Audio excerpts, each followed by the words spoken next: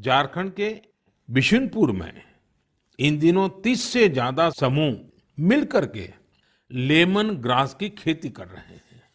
Lemon grass 4 महीनों में तैयार हो जाती है और उसका तेल बाजार में अच्छे दामों में बिकता है। इसकी आजकल काफी मांग भी है।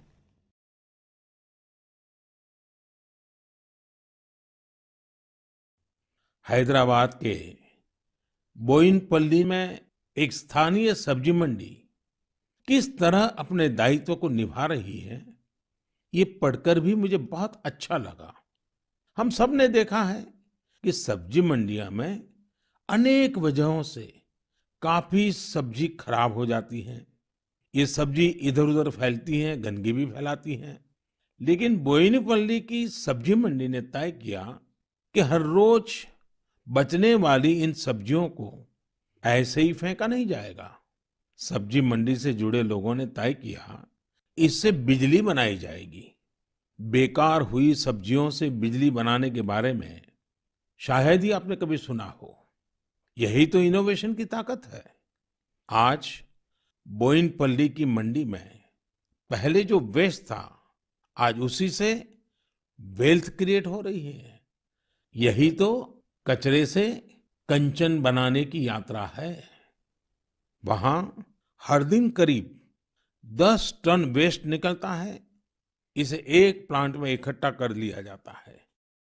प्लांट के अंदर इस वेस्ट से हर दिन 500 यूनिट बिजली बनती है और करीब 30 किलो बायोफ्यूल भी बनता है।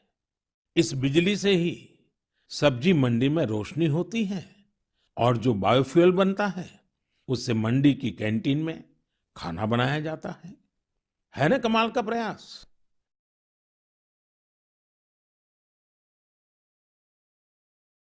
अब जैसे कि अगर मैं आपसे पूछूं कि वो कौन से राज्य हैं जिन्हें आप सेब एप्पल के साथ जोड़ेंगे, तो जाहिर है कि आपके मन में सबसे पहले हिमाचल प्रदेश, जम्मू कश्मीर और उत्तराखंड का नाम आएगा।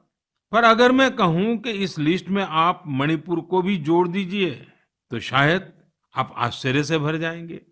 कुछ नया करने के जज्बे से भरे युवाओं ने मणिपुर में ये कारनामा कर दिखाया है। आजकल मणिपुर के उखरुल जिले में सेब की खेती जोर पकड़ रही है।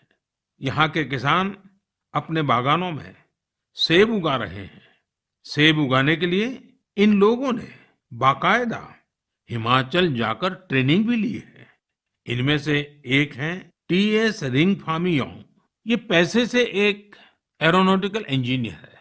उन्होंने अपनी पत्नी श्रीमती टीएस एंजल के साथ मिलकर सेब की पैदावार की है। इसी तरह अवुंगशी शिमरे ऑगस्टिन ने भी अपने बागान में सेब का उत्पादन किया है। अवुंगशी दिल्ली में जॉब करती थी। ये छोड़कर वो अपने गांव लौट गई और सेब की खेती शुरू की।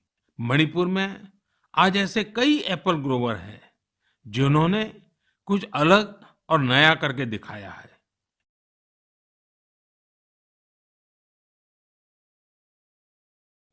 जम्मू कश्मीर के डोडा जिले में एक कस्बा है भदरवा। यहाँ के किसान दशकों से मक्के की पारंपरिक खेती करते आ रहे थे। लेकिन कुछ किसानों ने कुछ अलग करने की सोची। उन्होंने फ्लोरिकल्चर यानी फूलों की खेती का रुख किया। आज यहाँ के करीब 2500 किसान, 2500 किसान लेवेंडर की खेती कर रहे हैं। इन्हें केंद्र सरकार के एरोमा मिशन से मदद भी मिली है। इस नई खेती ने किसानों की आमदनी में बड़ा इजाफा किया है और आज लेवेंडर के साथ साथ इनकी सफलता की खुशबू भी दूर दूर तक फैल रही है।